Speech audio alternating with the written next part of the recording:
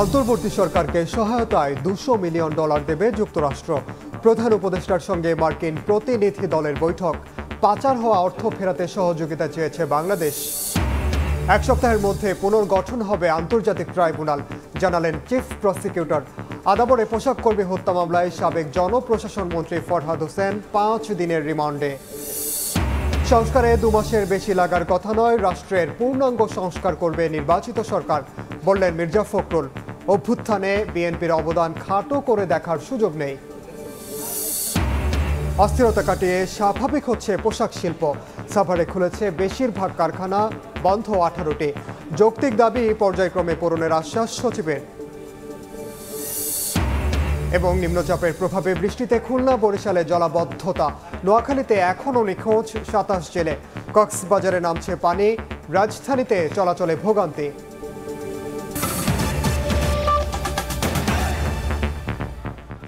সময় সংবাদের সঙ্গে আছি আমি ওমর ইনাম। অন্তর্বর্তী সরকারকে সহায়তায় $200 মিলিয়ন অনুদান দেবে যুক্তরাষ্ট্র। এতে গুরুত্ব পাবে সুশাসন, অন্তর্ভুক্তিমূলক উন্নয়ন ও অর্থনৈতিক খাত। রাষ্ট্রীয় অতিথি ভবন পদ্মায় পররাষ্ট্র ও অর্থ উপদেষ্টার সঙ্গে বৈঠক শেষে কথা জানান ইউএসএআইডির উপসহকারী প্রশাসক অঞ্জলি কর। এদিকে প্রধান উপদেষ্টা ডক্টর মোহাম্মদ ইউনূসের সঙ্গে সাক্ষাতে অন্তর্বর্তী সরকারের 1.5 মাসের কার্যক্রমে আনুষ্ঠানিক সমর্থন দেয় মার্কিন প্রতিনিধি দল। বিদেশে পাচার হওয়া অর্থ ফেরাতে তাদের সহযোগিতা চাওয়া হয়েছে বলে জানান পররাষ্ট্র সচিব। অন্তর্বর্তী সরকার গঠনের পর প্রথম কোনো মার্কিন প্রতিনিধি দল ঢাকা সফর করছে। রোববার ব্যস্ত দিন কাটে প্রতিনিধি দলের 6 সদস্যের। অন্তর্বর্তী সরকারের প্রধান উপদেষ্টা ডক্টর মোহাম্মদ ইউনূসের সঙ্গে বৈঠক করে মার্কিন প্রতিনিধি দল। রাষ্ট্রীয় অতিথি ভবন যমুনায় রোববার সকাল 11টায় প্রধান উপদেষ্টার সঙ্গে বৈঠকে উপস্থিত ছিলেন যুক্তরাষ্ট্রের অর্থ বিভাগের অ্যাসিস্ট্যান্ট সেক্রেটারি ব্রেন্ট নেইম্যান ও পররাষ্ট্র দপ্তরের অ্যাসিস্ট্যান্ট সেক্রেটারি ডোনাল্ড লু সহ 6 মার্কিন প্রতিনিধি। এ সময় দেশ পুনর্গঠন, গুরুত্বপূর্ণ সংস্কার এবং পাচার যাওয়া অর্থ ফিরিয়ে আনতে মার্কিন যুক্তরাষ্ট্রের কাছে সমর্থন চান প্রধান উপদেষ্টা। এর আগে দিনের শুরুতে রাষ্ট্রীয় অতিথি ভবন যমুনায় পররাষ্ট্র উপদেষ্টার সঙ্গে সাক্ষাৎ করেন মার্কিন প্রতিনিধিরা। এরপর অর্থ উপদেষ্টা সালেউদ্দিন আহমেদের সঙ্গে বৈঠক শেষে অন্তর্বর্তী সরকারকে সহায়তায় $200 মিলিয়ন অনুদানের চুক্তি স্বাক্ষর করে দুই দেশ। ইউএসএইডের এশিয়া অঞ্চলের উপসহকারী প্রশাসক অঞ্জলি কর জানান, সুশাসন, অন্তর্ভুক্তিমূলক উন্নয়ন, সামাজিক, মানবিক ও অর্থনৈতিক সুযোগ বৃদ্ধি খাতে এ অর্থ অনুদান দিল যুক্তরাষ্ট্র। Focused on an inclusive growth and prosperity for the people of Bangladesh. This means we're looking at economic stability and growth. We're looking at improving health. We're looking at being able to strengthen governance. অর্থ উপদেষ্টা জানান, বিদেশে পাচার হওয়া অর্থ ফিরিয়ে আনা সহ কয়েকটি বিষয়ে আলোচনা হয়েছে মার্কিন প্রতিনিধিদের সঙ্গে। আর্থিক সংস্কার এবং আর্থিক খাতে যেগুলি সহযোগিতা এগুলো দরকার সেটা, আর দ্বিতীয়ত বাণিজ্যের ক্ষেত্রে। বাণিজ্যে আমরা এক্সপোর্ট ডাইভার্সিফিকেশন এবং এক্সপোর্ট বা আমাদের বাণিজ্যের ব্যাপার অন্যান্য কারিগরি সহায়তা বা বাজার এক্সপ্লোর করার এই সমস্ত আলোচনা হয়েছে। ওরা বলেছে আমরা ডেফিনিট কর্ম পরিকল্পনা নিয়ে আমরা এগোবো, এগুলো তারা এবারে সহযোগিতা করার আশ্বাস দিয়েছে। দুপুরে পররাষ্ট্র সচিবের সঙ্গে আলোচনায় অংশ নেয় যুক্তরাষ্ট্রের উচ্চ পর্যায়ের দলটি। পরে সচিব জানান, বাংলাদেশের আর্থিক খাত সংস্কারে সহায়তার আশ্বাস দিয়েছে যুক্তরাষ্ট্র। অন্তর্বর্তীকালীন সরকারের সাথে তারা একযোগে কাজ করতে চান এবং সেটার প্রতিফলন হিসেবেই সরকার গঠনের 2 মাসের প্রথমেই তারা এই প্রতিনিধি দলটি পাঠিয়েছে। দ্বিতীয়ত, আমরা আর্থিক সংস্কারে যে সমস্ত সেক্টরকে আইডেন্টিফাই করেছি এই সবগুলো সেক্টরেই তারা সার্বিকভাবে সহযোগিতার আশ্বাস দিয়েছে। অন্তর্বর্তী সরকারের সংস্কার পরিকল্পনা এবং যুক্তরাষ্ট্র কিভাবে সহায়তা করতে পারে সে বিষয়ে আলোচনা হয়েছে। পাশাপাশি র্যাবের সংস্কার পরিকল্পনা নিয়ে মার্কিন প্রতিনিধি দলকে অবহিত করা হয়েছে বলে জানান পররাষ্ট্র সচিব। পাচার অর্থ পাচার সহ অন্যান্য যে সমস্ত বিষয় সেই বিষয়গুলি প্রাথমিক কথাবার্তা হয়েছে এবং এ বিষয়ে যুক্তরাষ্ট্র যে এক্সপার্টিস আছে সেটা হয়তো আমরা ব্যবহার করব। তাজওয়ার মাহমুদ, সময় সংবাদ, ঢাকা। বাংলাদেশ ব্যাংকের গভর্নরের সঙ্গে আলোচনায় বসেছেন ঢাকা সফররত মার্কিন প্রতিনিধি দলের সদস্যরা। সেখানে আছেন সহকর্মী মহির মারুফ, সরাসরি যাচ্ছে তার কাছে। আজকে শুরু থেকেই একেবারে দিনের শুরু থেকেই হচ্ছে একের পর এক আন্তর্জাতিক সংস্থার প্রতিনিধি দল, সেটা বিশ্ব ব্যাংক, এডিবি এবং যুক্তরাষ্ট্রের যে প্রতিনিধি দল আছে তারা বাংলাদেশ ব্যাংকে গভর্নরের সঙ্গে যোগাযোগ করেছেন এবং গভর্নরের সঙ্গে তারা বিভিন্ন বিষয় নিয়ে আলাপ করেছেন। শেষ সময় এসে একেবারে 4:30টার পর আমেরিকার যে প্রতিনিধি দল, মার্কিন প্রতিনিধি দল, তারা বাংলাদেশ ব্যাংকের গভর্নরের সঙ্গে আলোচনায় বসেছেন। মূলত এর আগে তারা অর্থ উপদেষ্টা সালেউদ্দিন আহমেদের সঙ্গে আলোচনায় বসেছেন এবং সেখান থেকে জানানো হয়েছে যে মার্কিন প্রতিনিধি দল বাংলাদেশের সঙ্গে অর্থনৈতিক যে সম্পর্ক রয়েছে সেই সম্পর্ক বজায় রাখতে আগ্রহী এবং বাংলাদেশ ব্যাংকের সঙ্গে যে আলোচনা হচ্ছে, ধারণা করা হচ্ছে বাংলাদেশ ব্যাংকে তারল্য যে সহায়তা, সেই সহায়তা আসলে মার্কিন প্রতিনিধি দল অব্যাহত রাখবে। এবং এর আগে আমরা জানি যে এডিবি জানিয়েছে বাংলাদেশকে তারা বাজেট সহায়তা হিসাবে $400 মিলিয়ন দিবে এবং ডিসেম্বর মাসের দিকে এসে এই ডলার ছাড় পাওয়ার সম্ভাবনা রয়েছে। আর সকালে যখন বিশ্ব ব্যাংকের সাথে আলোচনা হয়েছে, বিশ্ব ব্যাংক জানিয়েছে তারা $1 বিলিয়ন বাংলাদেশকে সহায়তা দেবে, তারল্য সহায়তা। এভাবে মূলত হচ্ছে যে বাংলাদেশের সঙ্গে অর্থনৈতিক সম্পর্কগুলো, কারণ আমরা শুরুতে শুনেছিলাম যে বাংলাদেশকে টোটাল যে লোনের যে জায়গাটি রয়েছে সেখান থেকে আসলে বেশ কয়েক $1 বিলিয়ন এডিবি, বিশ্ব ব্যাংক এবং IMF থেকে পাওয়ার সম্ভাবনা রয়েছে। আর এর পাশাপাশি বাংলাদেশের অগ্রগতির জন্য যুক্তরাষ্ট্র বড় অঙ্কের একটি সহায়তা দিতে পারে। তবে এখন পর্যন্ত কি পরিমাণে সহায়তা দেওয়া হবে বা কি আমেরিকার যে প্রতিনিধি দল বা মার্কিন প্রতিনিধি দল তারা কি ধরনের সহায়তা দিবে সেটি এখন পর্যন্ত বিস্তারিত বাংলাদেশ ব্যাংকের জায়গা থেকে আসেনি। এই ছিল এখন পর্যন্ত। ধন্যবাদ। সরাসরি যুক্ত ছিলাম আমরা তখন মতিঝিলে। চলতি বছরের ডিসেম্বরের মধ্যে বাংলাদেশকে $400 মিলিয়ন বাজেট সহায়তা দেবে এশীয় উন্নয়ন ব্যাংক এডিবি। রোববার অর্থ মন্ত্রণালয়ে এডিবি প্রতিনিধিদের সঙ্গে সাক্ষাৎ শেষে সাংবাদিকদের এই কথা জানান অর্থ ও বাণিজ্য উপদেষ্টা সালেহ উদ্দিন আহমেদ। তিনি বলেন, স্বল্পমেয়াদী, মধ্যমেয়াদী ও দীর্ঘমেয়াদী সহায়তার অংশ হিসেবে বেশ কয়েকটি ধাপে অর্থ সহায়তা দেবে সংস্থাটি। এডিবির জ্যেষ্ঠ উপদেষ্টা এডিমন গিনটিং, কান্ট্রি ডিরেক্টর হো ইয়ান জং এবং ডেপুটি কান্ট্রি ডিরেক্টর জিয়াং বো নিং অর্থ উপদেষ্টার সঙ্গে আগামী দিনে বাংলাদেশের সঙ্গে কাজ করারও আশ্বাস দেন। এছাড়া সংস্থাটি আগামীতে পরিকল্পনা মাফিক বাজেট সহায়তা অব্যাহত রাখবে বলেও জানিয়েছেন অর্থ উপদেষ্টা। We are thankful to ADB for their continued support.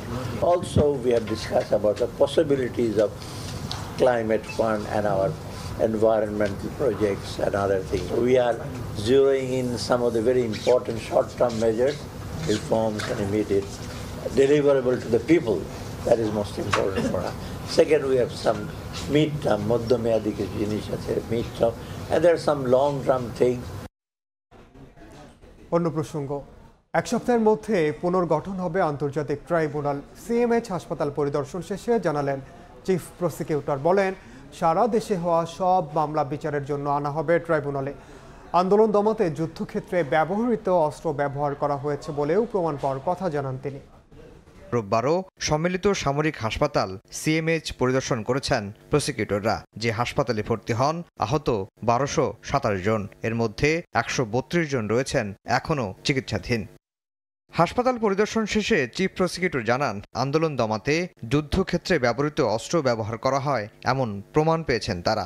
July আগস্টের হত্যা, গণহত্যার আলামত যার কাছে যা আছে তা ট্রাইব্যুনালে জমা দিতে ফের আহ্বান জানান চিফ প্রসিকিউটর মোহাম্মদ তাজুল ইসলাম। যেটা সেনাবাহিনী ব্যবহার করে, যুদ্ধক্ষেত্রে ব্যবহার করে, সেটা তার শরীর থেকে অপসারণ করা হয়েছে। এরকম অসংখ্য জিনিস আছে তাদের কাছে, সেগুলো আপনারা সময় মতো আমরা যখন তদন্ত সংস্থা সেগুলো জব্দ করে নিয়ে আসবো, সেগুলো তখন দেখা যাবে। যাদের কাছে যে আলামত রয়েছে, যারা আহত হয়েছেন, যারা গুলি নিয়ে বয়ে বেড়াচ্ছেন, যে সমস্ত শহীদ হয়েছেন তাদের পরিবারের সদস্যরা স্মৃতি নিয়ে ঘুরে বেড়াচ্ছেন, অনেকের কাছে অনেক ধরনের এভিডেন্স রয়েছে।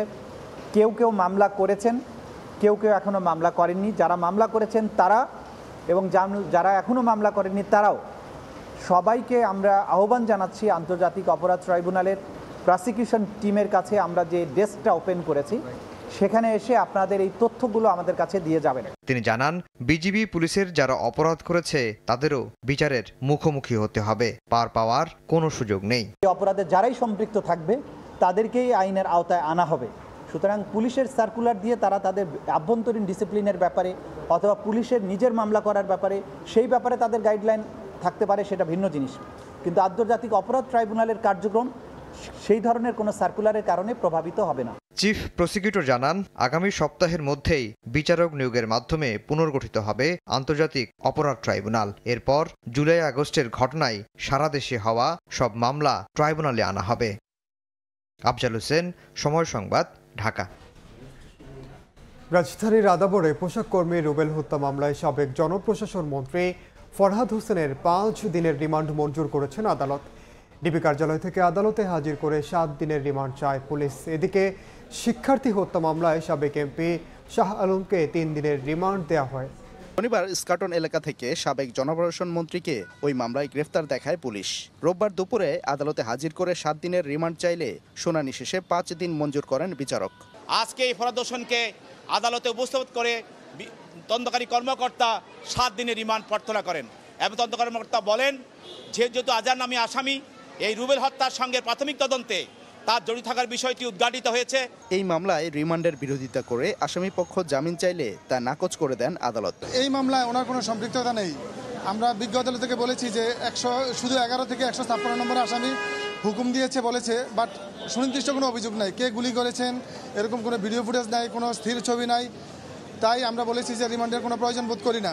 আদাবর থানার হত্যা মামলায় আন্দোলন দমনে গুলি করার আদেশ দেওয়ার অপরাধে আসামি করা হয় শেখ হাসিনা ও ওবায়দুল কাদের সহ আরও অনেককে।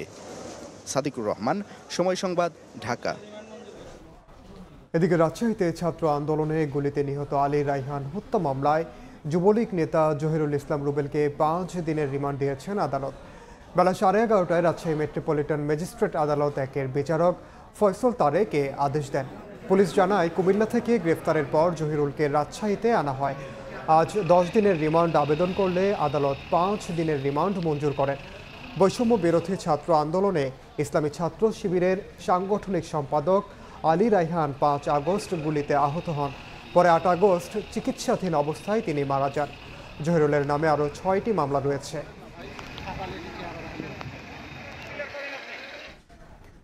সংস্কারে 2 মাসের বেশি সময় লাগার কথা নয় উল্লেখ করে বিএনপি মহাসচিব মির্জা ফখরুল ইসলাম আলমগীর বলেছেন, রাষ্ট্রের পূর্ণাঙ্গ সংস্কার করবে নির্বাচিত সরকার। আন্তর্জাতিক গণতন্ত্র দিবস উপলক্ষে সংবাদ সম্মেলনে তিনি আরও বলেন, স্বৈরাচার বিরোধী আন্দোলনে জুলাই থেকে 13 আগস্ট পর্যন্ত বিএনপির 422 নেতাকর্মী নিহত হয়েছেন। তাই আন্দোলনে বিএনপির অবদানকে খাটো করে দেখার কোনো সুযোগ নেই।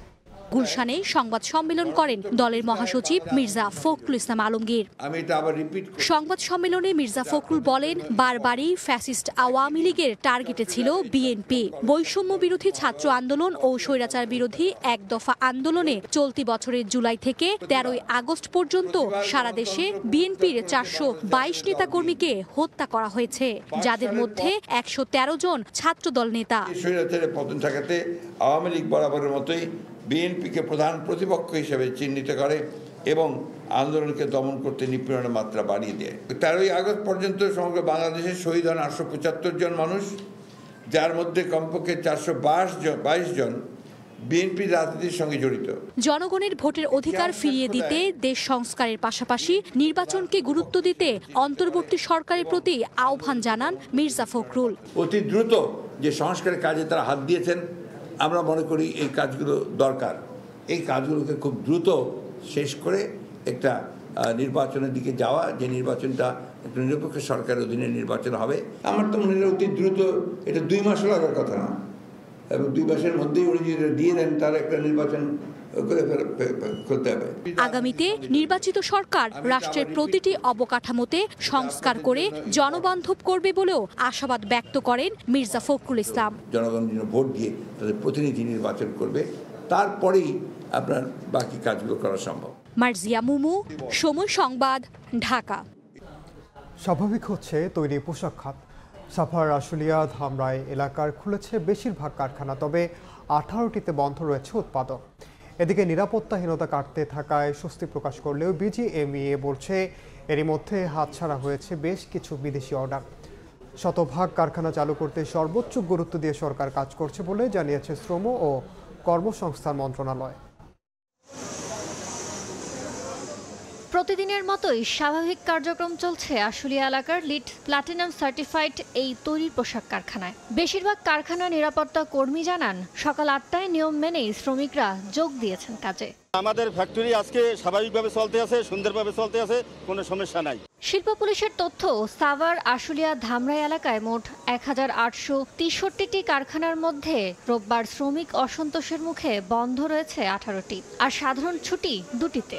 তৈরি পোশাক শিল্প মালিকদের শীর্ষ সংগঠন বিজিএমএ বলছে, সাভার আশুলিয়া এলাকায় সংগঠনটির সদস্যভুক্ত 460টি কারখানার মধ্যে শ্রম আইনের 13-র 1 ধারা অনুযায়ী বন্ধ রয়েছে 7টি। খোলার পরও উৎপাদন শুরু করেনি এমন কারখানার সংখ্যা 6টি, আর 394টিতে স্বাভাবিক রয়েছে উৎপাদন কার্যক্রম। আইনশৃঙ্খলা পরিস্থিতি সম্পূর্ণ স্বাভাবিক আছে, অন্য সকল ফ্যাক্টরিতে কাজ চলছে। সবার সম্মিলিত প্রচেষ্টায় কারখানার স্বাভাবিক কর্মপরিবেশ ফিরে আসছে দাবি করে বিজিএমএ বলছে, এরই মধ্যে কিছু ক্রয়াদেশ ভারত, ভিয়েতনাম, শ্রীলঙ্কায় চলে গেছে। সেই চেইস অর্ডারটা আমরা দেখতে পাচ্ছি কিছু কিছু অংশে এটি ভারত, পাকিস্তান, শ্রীলঙ্কা এবং ভিয়েতনামে চলে গিয়েছে। এদিকে কারখানার কার্যক্রম পর্যবেক্ষণে রোববার সকালে আশুলিয়ার শিল্পাঞ্চলে যান শ্রম ও কর্মসংস্থান মন্ত্রণালয়ের একটি প্রতিনিধি দল। পরে সাংবাদিকদের জানান, শ্রমিক অসন্তোষ দূর করে শতভাগ কারখানা চালু রাখতে সর্বোচ্চ গুরুত্ব দিচ্ছে সরকার। তারা আমাদেরকে অঙ্গীকার করেছেন যে তারা এই কাজ চালিয়ে যাবেন, এই ফ্যাক্টরিটা তারা ওপেন রাখবেন এবং এই ফ্যাক্টরিগুলো চলমান থাকবে। তাদের দাবি দেওয়া আমরা সেটা পর্যালোচনা করে সেইগুলো সরকারের দৃষ্টিতে যেমন আনবো, তেমনি উদ্যোক্তা শ্রেণী যারা আছেন তাদের দৃষ্টিতে আনবো। শিল্প এলাকায় নিরাপত্তা নিশ্চিতে টহল দেন পুলিশ ও সেনাবাহিনীর সদস্যরা। ইয়ানুর শিফাত, সময় সংবাদ, ঢাকা। জুলাইয়ে ছাত্র জনতার আন্দোলনে গুলিতে 200-র বেশি পোশাক শ্রমিক মারা গেছেন বলে জানিয়েছে জাতীয় গার্মেন্টস শ্রমিক ফেডারেশন। সকালে জাতীয় প্রেস ক্লাবে সংবাদ সম্মেলন করে গার্মেন্টস শ্রমিক ফেডারেশনের সভাপতি আমিরুল হক আমিন বলেন, 200-র বেশি পোশাক শ্রমিকের পরিবার দুর্বিষহ জীবনযাপন করছে। নিহত ও আহত শ্রমিকদের পরিবারকে ক্ষতিপূরণ ও পুনর্বাসনের ব্যবস্থা করা সহ 15 দফা দাবি তুলে ধরা হয়। বলেন, বেআইনিভাবে শ্রমিকদের ব্ল্যাকলিস্ট করা বন্ধের পাশাপাশি গার্মেন্টস শিল্পে অস্থিরতা সৃষ্টিতে বহিরাগতদের চিহ্নিত করে শাস্তির আওতায় আনার দাবি করা হয় সংবাদ সম্মেলনে। গভীর নিম্নচাপের কারণে সারা দেশে বৃষ্টি ঝরছে। বরিশাল, খুলনা সহ বিভিন্ন শহরে দেখা দিয়েছে জলাবদ্ধতা। বৃষ্টির সঙ্গে বইছে ঝোড়ো হাওয়া। মৌসুমি বায়ু সক্রিয় থাকায় সাগর উত্তাল। সমুদ্র বন্দরে 3 নম্বর বিপদ সংকেত দেখাতে বলা হয়েছে।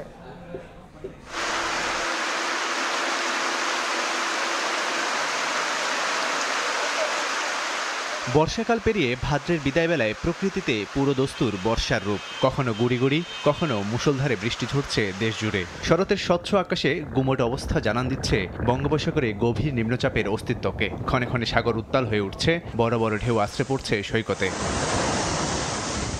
মৌসুমী বায়ু সক্রিয় থাকায় রাতভর বৃষ্টি ঝরেছে দেশের বিভিন্ন স্থানে। বরিশাল, খুলনা সহ বিভিন্ন জেলায় প্রধান প্রধান সড়ক সহ অধিকাংশ রাস্তাঘাট পানিতে তলিয়েছে। জলাবদ্ধতায় নাকাল নগরবাসী। অনেকের বাসাবাড়িতে পানি ঢুকে পানিবন্দী নিম্নাঞ্চলের মানুষ। বৃষ্টির সঙ্গে ঝড়ো হাওয়া ও বিদ্যুৎ বিভ্রাটের কারণে ভোগান্তি আরও বেড়েছে। প্রচুর ভোগান্তি, যে ভোগান্তির আসলে কোনো শেষ নাই। একটু বৃষ্টি হইলেই পানি জমে যায়, এমন কোনো রোড নাই, অলিগলি নাই যে মনে করেন পানি না আছে। ড্রেন করেছে ঠিকই, কিন্তু পানি তো এখনো আটশো পানি।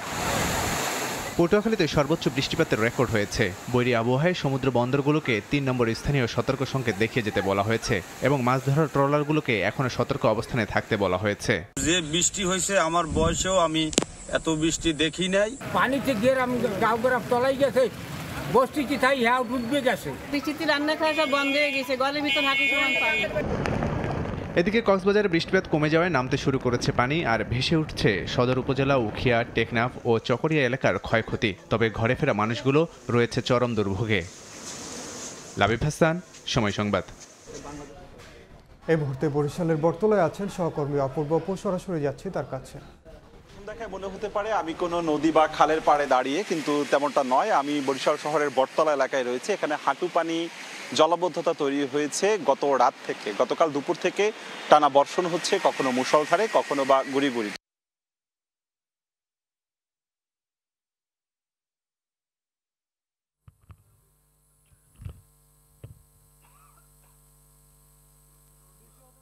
মুহূর্তে আপনি দেখছেন যে ছবিটি, এটি বরিশাল শহরের বটতলা এলাকা। এর বাইরে আমরা অন্যান্য যে এলাকাগুলোতে গিয়েছি, নদীর পানিও স্বাভাবিকের থেকে কিন্তু বৃদ্ধি পেয়েছে। এই মুহূর্তে আপনি দেখছেন যে ছবিটি, এটি বরিশাল শহরের বটতলা এলাকা। এর বাইরে আমরা অন্যান্য যে এলাকাগুলোতে গিয়েছি, ভাটিখানা, বগুড়া রোড, মুন্সি গ্যারেজ, কালীবাড়ি রোড সহ বিভিন্ন এলাকায় এমন হাঁটু পানি হয়েছে। এবং যে ছবিটি দেখাচ্ছি ঠিক সামনের অংশটিতেই রয়েছে বরিশালের পানি সম্পদ প্রতিমন্ত্রী, সাবেক পানি সম্পদ প্রতিমন্ত্রী কর্নেল অবসরপ্রাপ্ত জাহিদ ফারুক শামীমের বাসভবন। তিনি 2 টার্ম এখানে পানি সম্পদ মন্ত্রণালয়ের দায়িত্বে ছিলেন, কিন্তু তার বাসার সামনের অংশটিতেই ঠিক এমন ভঙ্গুর দশা। এটি গেল 6 মাস, 1 বছর, 2 বছর নয়, বছরের পর বছর ধরে সামান্য বৃষ্টিতেই এমন হাঁটু পানি হয় বলে অভিযোগ এখানকার বাসিন্দাদের। আমরা যখন এখানে এসেছি, এখানকার বাসিন্দারা আমাদের কাছে বিক্ষুব্ধ প্রতিক্রিয়া জানিয়েছেন যে সরকার পরিবর্তন হয়, জনপ্রতিনিধি পরিবর্তন হয়, কিন্তু এই এলাকার মানুষের ভাগ্যের পরিবর্তন হয় না। সামান্য বৃষ্টিতেই হাঁটু পানি হয়, আর সেখানে যদি ভারী বর্ষণ হয়, টানা বৃষ্টিপাত হয়, তাহলে দুর্ভোগ চরম পর্যায়ে গিয়ে পৌঁছায়। আমরা খোঁজ নিয়ে জেনেছি বিভিন্ন এলাকায় এই মুহূর্তে বিদ্যুৎ বিচ্ছিন্ন রয়েছে। শহরের বিভিন্ন আশপাশের এলাকা গতকালকে থেকেই ঘন ঘন লোডশেডিং হচ্ছে এবং বিদ্যুৎ বিচ্ছিন্নও রয়েছে। এবং এই যে জলবদ্ধতা তৈরি হয়েছে, সেটি সড়কই নয়, বাসা বাড়িতে, ব্যবসা প্রতিষ্ঠানেও কিন্তু প্রবেশ করেছে। আপনি ছবিতে হয়তোবা দেখছেন যে বিভিন্ন যে ব্যবসা প্রতিষ্ঠান, এখানে আমরা এর আগেও দেখেছি যে আসলে এখানে আরও অনেক পানি বেশি ছিল। এখন আবহাওয়া অফিস বলছে যে এই যে পানির যে অবস্থা, আগামীকালকেও বৃষ্টিপাত হবে, আগামীকালকে এমনটি আবহাওয়া অফিস জানিয়েছে। এবং পানি উন্নয়ন বোর্ডের কর্মকর্তারা জানিয়েছে নদীতে যে পানি রয়েছে সেটা আগামী পরশু যেহেতু পূর্ণিমার জোর রয়েছে, এখানে পানি হয়তো বা আরও কিছুটা থাকবে। তো বরিশাল থেকে জলাবদ্ধতায় আমার কাছে সবশেষ এতটুকুই খবর ছিল। সরাসরি যুক্ত ছিলাম বরিশালে। এদিকে বৈরী আবহাওয়ার কবলে পড়ে বঙ্গোপসাগরে ট্রলার ডুবির ঘটনায় নোয়াখালীর 27 জেলে এখনও নিখোঁজ আছেন। তাদের উদ্ধারে কাজ করছে কোস্টগার্ড। গত 3 দিনে বৈরী আবহাওয়ার কবলে পড়ে ছোট বড় 29টি ট্রলার। দুপুর পর্যন্ত জীবিত উদ্ধার করা হয়েছে শতাধিক জেলেকে। নিখোঁজ 27 জেলের মধ্যে আমতলী ঘাটের কামরু মাছের ট্রলারের 15 জন এবং একই ঘাটের রহিম মাছের ট্রলারের 12 জন জেলে রয়েছেন। নিঝুম দ্বীপের 4টি ও জাহাজমারা কাটাখালী ঘাটের 2টি ট্রলার এখনও ঘাটে ফেরেনি। রাজধানীতেও দিনভর দমকা হাওয়া সহ বৃষ্টি হয়। এতে সকাল থেকেই ভোগান্তিতে পড়েন অফিসগামী শিক্ষার্থী ও খেটে খাওয়া মানুষ।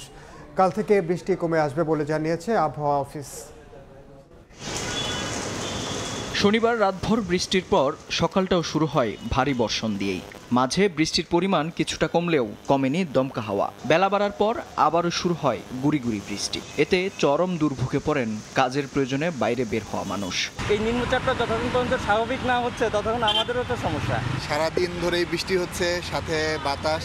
ছাতাও মাথায় ভালোভাবে রাখা যাচ্ছে না, এক প্রকার ভিজে যাচ্ছে। নিম্নচাপের প্রভাবে দুদিনের বৃষ্টি ভ্যাপসা গরম কাটালেও চলাচলে বাড়ায় ভোগান্তি। ইলশেগুড়ি এই বৃষ্টি নগরে জলাবদ্ধতার সৃষ্টি না করলেও বিপাকে পড়তে হয় অফিসগামীদের। সবচেয়ে বেশি দুর্ভোগে পড়েন খেটে খাওয়া লোকজন।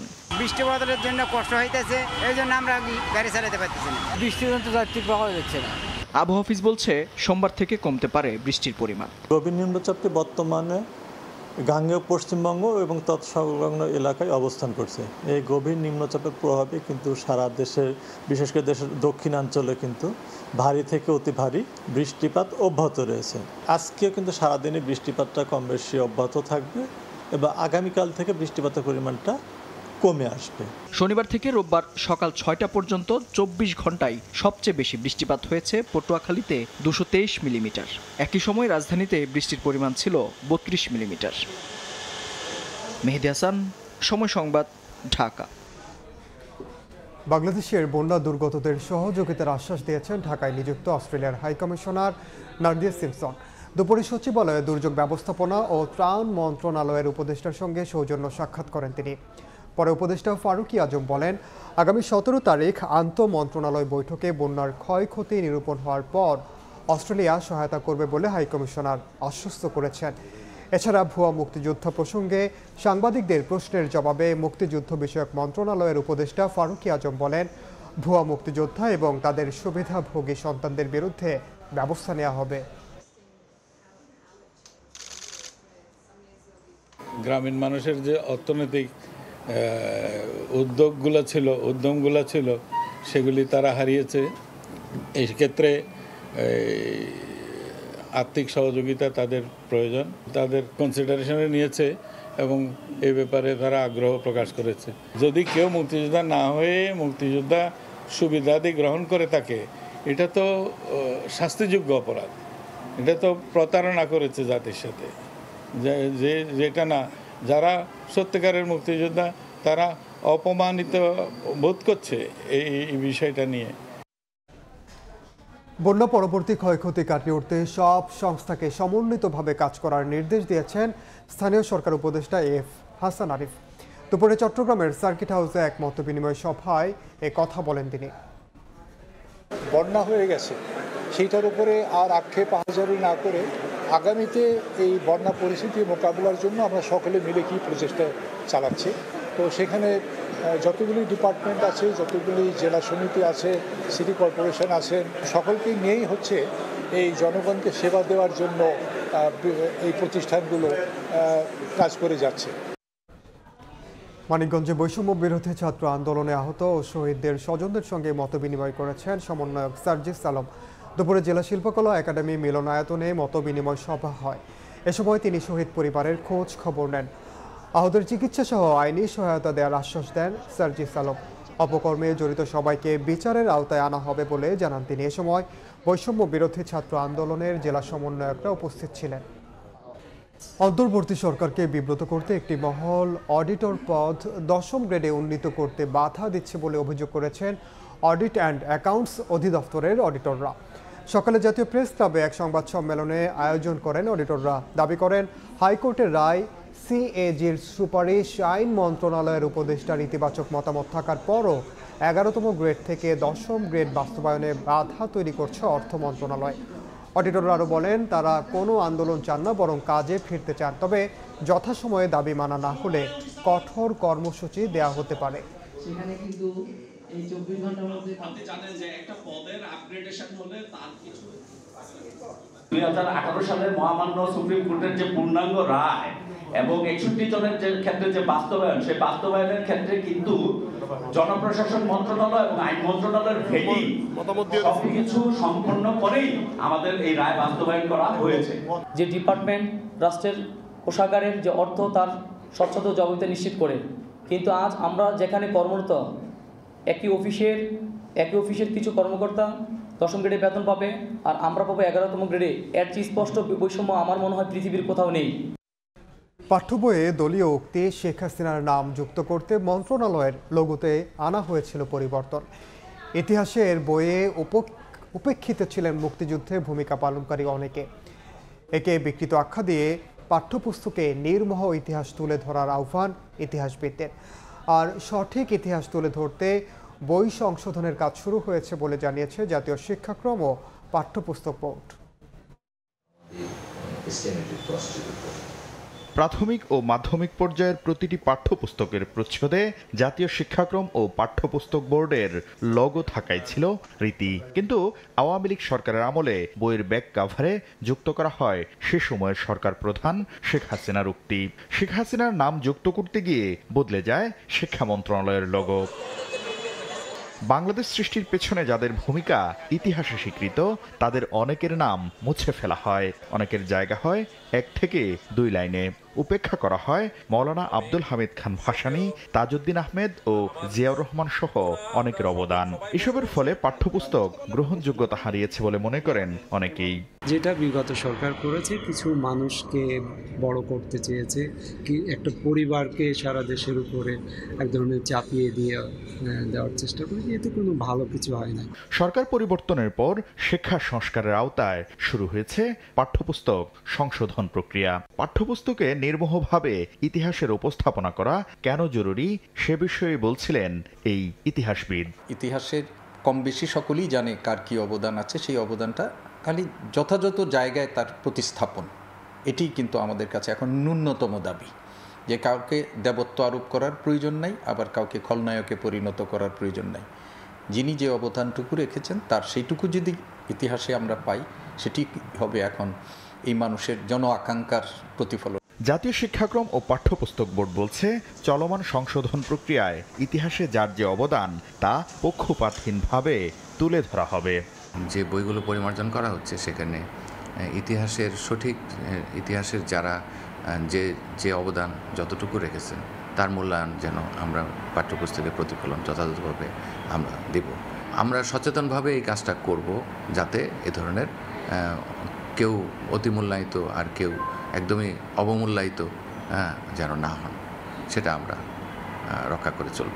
পাঠ্যপুস্তক সবার কাছে গ্রহণযোগ্য করতে সব ধরনের চেষ্টা করা হচ্ছে বলে জানিয়েছে বোর্ড। অধিকার আছে। শাকির আহমেদ, সময় সংবাদ, ঢাকা। বিদ্যুৎ ও জ্বালানি খাত সবচেয়ে বেশি বৈদেশিক ঋণ পেলেও লোডশেডিং থেকে মুক্তি মেলেনি। 15 বছরে বিদ্যুৎ উন্নয়ন বোর্ডের লোকসান ঠেকেছে 2 লাখ কোটি টাকার উপরে। মেগা প্রকল্পের আড়ালে দুর্নীতি এর কারণ বলছেন বিশেষজ্ঞরা। অনিয়মে জড়িতদের বিরুদ্ধে দ্রুত ব্যবস্থার তাগিদ আইনজ্ঞদের। বিস্তারিত আলামিন তুষারের রিপোর্টে। গেল এক যুগে রূপপুর পারমাণবিক বিদ্যুৎ কেন্দ্র, মাতারবাড়ি কয়লাভিত্তিক বিদ্যুৎ কেন্দ্রের মতো একগুচ্ছ মেগা প্রকল্পের মাধ্যমে বিদ্যুৎ খাত আমূল বদলে দেওয়ার বড় কর্মযজ্ঞ চলে দেশে। তবে বিশ্বব্যাংক, এশীয় উন্নয়ন ব্যাংক সহ বৈশ্বিক বিভিন্ন আর্থিক সংস্থার পর্যালোচনায় উঠে আসে এসব প্রকল্পের নির্মাণ ব্যয় অন্যান্য দেশের তুলনায় অনেক বেশি। বৈদেশিক ঋণের উপর ভর করে চলে এসবের বাস্তবায়ন। বাংলাদেশ ব্যাংকের হিসাবে শুধু গেল 8 বছরেই বিদেশি ঋণের পরিমাণ বেড়েছে প্রায় দ্বিগুণ। আর অর্থনৈতিক সম্পর্ক বিভাগের flow of external resources into Bangladesh প্রতিবেদন বলছে, শুধু বিদ্যুৎ ও জ্বালানি খাতে গেল 1.5 দশকে বৈদেশিক ঋণ এসেছে বর্তমান ডলার মূল্যে প্রায় 19,000 কোটি টাকা। তারপরও লোডশেডিং মুক্ত হয়নি দেশ। সঙ্গে গেল 15 বছরে বিদ্যুৎ উন্নয়ন বোর্ডের লোকসান ঠেকেছে 2 লাখ কোটি টাকার উপরে।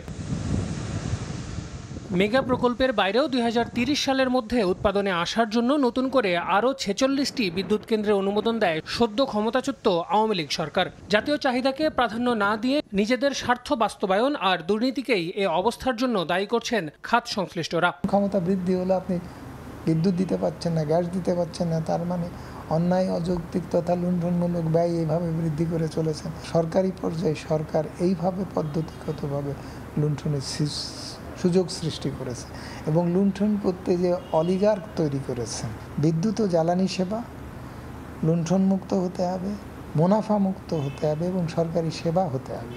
এমনকি নিজেদের পরিচয় গোপন করার শর্তে প্রকল্পগুলোতে অন্তত 20 ধাপে অবৈধ অর্থ লেনদেনের অভিযোগ করেছেন খোদ বিদ্যুৎ ও জ্বালানি খাত সংশ্লিষ্টরা। এসব অনিয়মের সঙ্গে জড়িতদের দ্রুত আইনের আওতায় আনার তাগিদ আইনজ্ঞদের। প্রজেক্টগুলো নেওয়াই হয়েছিল দুর্নীতি করার জন্য এবং টাকা লোপাট করার জন্য। দুদকও সেই সময়ে কোনো ব্যবস্থা নেয়নি। দুদকের নেমে যাওয়া উচিত এই প্রজেক্টগুলোর দুর্নীতি সম্পর্কে খোঁজ করার। আদালতে যাতে করে মামলা দ্রুত বিচার হয় সেই ব্যবস্থাটাও, সেই পথটাও এখন তৈরি করা দরকার। সকল অনিয়ম পেছনে ফেলে আগামীর বাংলাদেশে সব প্রকল্প বাস্তবায়নে জনচাহিদা আমলে নিয়ে জবাবদিহিতা নিশ্চিত করে কাজ করবেন নীতি নির্ধারকরা, এমন তাগিদ সংশ্লিষ্টদের। আল আমিন তুষার, সময় সংবাদ, ঢাকা। সময় সংবাদে আরও থাকছে, 5 বছর পর দ্বিপাক্ষিক সিরিজ খেলতে ভারত গেল বাংলাদেশ ক্রিকেট দল। চ্যালেঞ্জিং হলেও ক্রিকেটাররা ছন্দে থাকায় ভালো করার আশা অধিনায়ক শান্তর।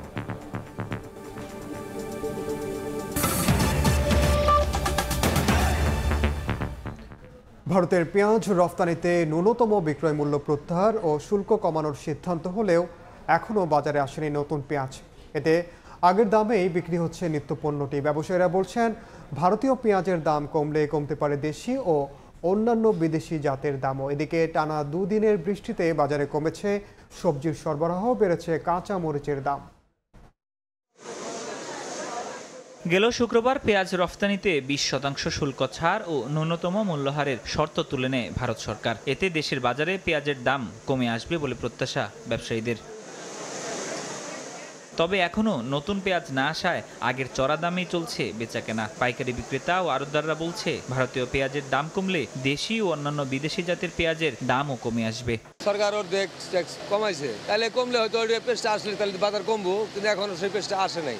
ইন্ডিয়া যে শুল্ক কমে শিথিল করছে 20%, তাহলে 15 থেকে 18 থেকে 20 টাকা কমবো। পেঁয়াজটা পাইতে হইব, পেঁয়াজটা আসতে হবে। পেঁয়াজটা যদি আহে এই বাজারটা কমে যাবে 3 দিনের মধ্যে। এদিকে নিম্নচাপের প্রভাবে টানা 2 দিনের বৃষ্টিতে বাজারে কমেছে সবজির সরবরাহ, বেড়েছে কাঁচা মরিচের দাম। বিক্রেতারা বলছেন বৃষ্টির কারণে বাজারে ক্রেতার সংখ্যা কমেছে, এতে বিক্রি নেমেছে অর্ধেকে। 3 দিন একটানা বৃষ্টি, মরিচের আমদানি একদম কম, যার কারণে মরিচের দাম অনেক বেশি। 20 কেজি নিলেও বিক্রি করতে অনেক কষ্ট হয়ে যায়। এই যে সকালে থেকে এই পর্যন্ত আমার মনে হয় যে এখনো 5 হইতে 6,000 টাকা বিক্রি করে নেয়। সবজির বাজারটা মোটামুটি শিথিল আছে, কিন্তু কাঁচা মরিচের দামটা খুব বেশি। এদিকে সেপ্টেম্বর মাসের পণ্য বিক্রি কার্যক্রম শুরু করেছে trading corporation of Bangladesh TCB. তবে রোববার সয়াবিন তেল ও ডাল বিতরণ করছে সংস্থাটি। আমাদের পণ্যটা আমরা আজকে দেওয়া শুরু করেছি। খাদ্য অধিদপ্তরের সাথে কিছুক্ষণ আগে আমার যোগাযোগ হয়েছে, ওনাদের এন্ডোর্সমেন্ট কপিটা আসতে দেরি হওয়ার কারণে ওনারা আজকে ডিলারদেরকে বরাদ্দটা এখন পর্যন্ত ইস্যু করতে পারে না, হয়তো বা আজকে বিকালের মধ্যে ইস্যু করবে। কিছু কিছু ডিলার হয়তো আজকে রাতেই চাল পেয়ে যাবে, বাকিরা কালকে বা পরশুদিন থেকে পর্যায়ক্রমে সবাই চাল পেয়ে যাবে। ভর্তুকি মূল্যে 1 কোটি কার্ডধারীর মাঝে পণ্য বিতরণ করা হচ্ছে। তবে জুলাই ও আগস্টের মতো এ মাসেও দেয়া হচ্ছে না চিনি। ফরহাদুর রহমান, সময় সংবাদ, ঢাকা। চট্টগ্রাম কাস্টম হাউসে ইতিহাসের সবচেয়ে বড় নিলাম হবে বুধবার। মার্সিডিজ বেঞ্চ, ল্যান্ড ক্রুজার গাড়িসহ অন্তত 46 ধরনের পণ্য নিলাম হবে। তবে বিভিন্ন শেডে নিলামযোগ্য পণ্যের বিপরীতে এটি একেবারেই নগণ্য। শাখাউত্তিপুর ক্যামেরায় কমলদের রিপোর্ট। চট্টগ্রাম বন্দরের সবশেষ তথ্য অনুযায়ী 2768টি 20 ফুট সাইজের, 3170টি 40 ফুট সাইজের পণ্যভর্তি কন্টেনার রয়েছে, যেগুলো আমদানিকারকরা ছাড় না করায় দীর্ঘদিন ধরে বন্দরের ইয়ার্ডে পড়ে রয়েছে। এছাড়া 4000 মেট্রিক টন ওজনের 70,000 প্যাকেজ কার্গো এবং 5450 মেট্রিক টন ওজনের 6846 প্যাকেজ বাল্ক পণ্য রয়েছে, যেগুলো নিলামের জন্য ইতিমধ্যে কাস্টমসের কাছে হস্তান্তর করা হয়েছে। কন্টেনারের ক্ষেত্রে প্রায় 6000-এর উপরে কন্টেনার আছে আমাদের। এটা আমাদের গুরুত্বপূর্ণ একটা ইয়ার্ড অকুপাই করে আছে। এর বাইরে আমাদের এলসিএল কার্গো প্রায় 70,000 প্যাকেজ এবং আমাদের ব্রেক বাল্ক কার্গো, সব মিলিয়ে আমাদের বিশাল একটা স্পেস দখল করে আছে। এই অবস্থায় সাম্প্রতিক সময়ে সবচেয়ে বড় নিলামের আয়োজন করতে যাচ্ছে চট্টগ্রাম কাস্টম হাউস। 18 সেপ্টেম্বরে এই নিলামে তোলা হচ্ছে 16 কোটি টাকা মূল্যের মার্সিডিজ বেঞ্চ, 5 কোটি টাকা মূল্যের ল্যান্ড ক্রুজার, কোটি টাকা মূল্যের ডেনিম ফেব্রিক্স, ফ্লোর টাইলস।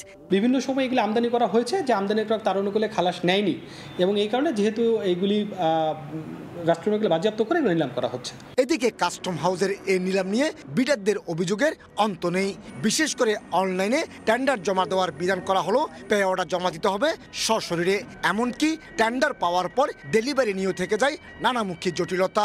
শুধুমাত্র অনলাইনে আপনি ড্রভিংটা করবেন, ড্রভিংয়ের পর বাকি যত কাজ আছে পেয়ার্ডার দেওয়া, সকল কার্যক্রম ম্যানুয়ালি যদি শুধুমাত্র ড্রভিংয়ের জন্য টেন্ডার করবেন, কিন্তু কাজ তো বাকিগুলো সিস্টেমে আপনি আনতে পারেন নাই। চট্টগ্রাম বন্দর দিয়ে আমদানি করা যে কোনো পণ্য 4 দিন পর্যন্ত বন্দরে সেরে বিনা শুল্কে রাখার সুযোগ পায় আমদানিকারক প্রতিষ্ঠান। বারবার নিলাম ডেকেও যখন এসব পণ্য বিক্রি হয় না, তখন পৌঁছে যায় একেবারে ধ্বংসের দ্বার প্রান্তে। আর এর ফলে নষ্ট হচ্ছে আমদানি মূল্য হিসেবে পরিশোধ করা হাজার হাজার মার্কিন ডলার। চট্টগ্রাম কাস্টম হাউসের অকশন শেড থেকে কমল দে, সময় সংবাদ। দেশের বাইরের খবর। আকস্মিক পদত্যাগের ঘোষণা দিলেন দিল্লির মুখ্যমন্ত্রী অরবিন্দ কেজরিওয়াল। জেল থেকে মুক্তি পাওয়ার 2 দিন পর রোববার এক সংবাদ সম্মেলনে 48 ঘন্টার মধ্যে পদত্যাগের কথা জানান আম আদমি পার্টির নেতা। কেজরিওয়াল বলেন, দলের ভবিষ্যৎ এখন জনসাধারণের হাতে। জনগণ রায় না দেয়া পর্যন্ত মুখ্যমন্ত্রীর চেয়ারে বসবেন না তিনি। পদত্যাগের পর বিশ্রাম নেবেন কেজরিওয়াল। এদিকে মমতা বন্দ্যোপাধ্যায়ের পর তার মুখে পদত্যাগের কথা শুনে রীতিমতো শোরগোল পড়ে গেছে দিল্লি ও কলকাতায়। তার উত্তরসূরি কী হবেন তা নিয়ে চলছে নানা জল্পনা কল্পনা। খেলার খবর। চ্যালেঞ্জিং হলেও সিরিজ জয়ের লক্ষ্য নিয়ে ভারত গেল বাংলাদেশ জাতীয় ক্রিকেট দল। দুপুরে চেন্নাইয়ের উদ্দেশ্যে দেশ ছাড়ে নাজমুল হোসেন শান্তর নেতৃত্বাধীন দল। চান্ডিকা হাতুড়ে সিংহ সহ কোচিং স্টাফের বাকি সদস্য এবং স্কোয়াডের 15 ক্রিকেটার গেলেন ভারতে। লন্ডন থেকে স্কোয়াডের সঙ্গে যোগ দেবেন সাকিব আল হাসান। চেন্নাইয়ে প্রথম টেস্ট শুরু 19 সেপ্টেম্বর। পাকিস্তানে লেটার মার্কস পাওয়া টাইগারদের এবার মিশন ইন্ডিয়া। টেস্ট চ্যাম্পিয়নশিপের পয়েন্ট টেবিলে উন্নতির গ্রাফ ধরে রাখতে ইতিহাস বদলাতে হবে শান্তর নেতৃত্বাধীন বাংলাদেশ দলকে। এখন পর্যন্ত ভারতের মাটিতে খেলা 3 টেস্টের কোনোটাতেই প্রতিদ্বন্দ্বিতা করতে পারেনি বাংলাদেশ। 2017-র প্রথম টেস্ট বাদে 2019-এর 2 ম্যাচেই ইনিংস ব্যবধানে হার। এবারও যে সিরিজটা কঠিন হবে তা স্বীকার করলেন খোদ টাইগার অধিনায়ক। তবুও জয় যে একমাত্র লক্ষ্য সেটাও জানিয়েছেন। সিরিজটা অনেক চ্যালেঞ্জিং হবে। যদি আপনি র্যাঙ্কিংও দেখেন ওরা অনেক এগিয়ে আছে আমাদের থেকে, বাট রিসেন্টলি আমরা ভালো একটা সিরিজ পার করে এসেছি। প্রত্যেকটা ম্যাচই আমরা জেতার জন্য খেলবো। তবে বাংলাদেশকে আত্মবিশ্বাস যোগাচ্ছে সবশেষ পাকিস্তান সিরিজ। রাওয়ালপিন্ডিতে ছড়ি ঘুরিয়েছেন পেসাররা। ভারতে স্পিন বান্ধব উইকেট পাওয়ার সম্ভাবনাই বেশি। শান্ত আশা রাখতে চান তাইজুল, মিরাজ, নাইমদের ওপর। এক্সপেরিয়েন্সের দিক দিয়ে ওই দলটা একটু এগিয়েই রাখবো আমি অবশ্যই, বাট স্পিনারদের আমাদের খুব ভালো এক্সপেরিয়েন্স আছে, যে কোনো কন্ডিশনে বল করার ওই অ্যাবিলিটিটা আছে। সো আমি এতটুকু বলতে পারি পেসার, স্পিনার এবং ব্যাটসম্যান যারাই খেলবেন এই সিরিজটা, আমার মনে হয় প্রিপারেশন খুব ভালো হয়েছে ওনার, এবং আমি আশা করি যে এই সিরিজে উনি ভালো কিছু করবেন। এ পর্যায়ে সময় সংবাদের শীর্ষ সংবাদগুলো জানিয়ে দিচ্ছে আরেকবার। অন্তর্বর্তী সরকারকে সহায়তায় $200 মিলিয়ন দেবে যুক্তরাষ্ট্র। প্রধান উপদেষ্টার সঙ্গে মার্কিন প্রতিনিধি দলের বৈঠক। পাচার হওয়া অর্থ ফেরাতে সহযোগিতা চেয়েছে বাংলাদেশ। 1 সপ্তাহের মধ্যে পুনর্গঠন হবে আন্তর্জাতিক ট্রাইব্যুনাল, জানালেন চিফ প্রসিকিউটর। আদাবরে পোশাক কর্মী হত্যা মামলায় সাবেক জনপ্রশাসন মন্ত্রী ফরহাদ হোসেন 5 দিনের রিমান্ডে। এবং সংস্কারে 2 মাসের বেশি লাগার কথা নয়, রাষ্ট্রের পূর্ণাঙ্গ সংস্কার করবে নির্বাচিত সরকার, বললেন মির্জা ফখরুল। অভ্যুত্থানে বিএনপির অবদান খাটো করে দেখার সুযোগ নেই।